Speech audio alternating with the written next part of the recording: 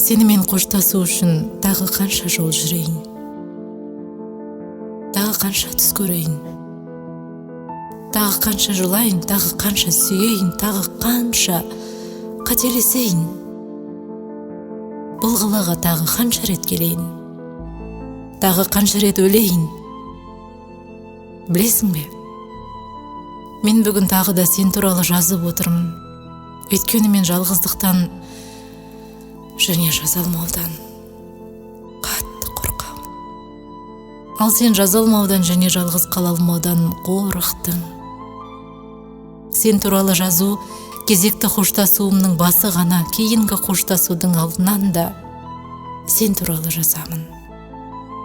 Жазумен ғана құтқарармын өзімді. Өзімді құтқару үшін жаза беремін, қорықпау үшін жаза беремін.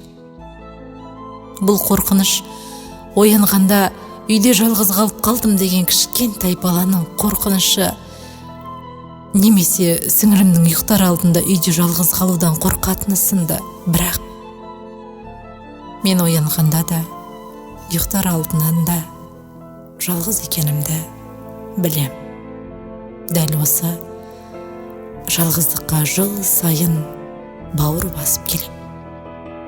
Дәл осы қорқынышқа да, қоштасуға да.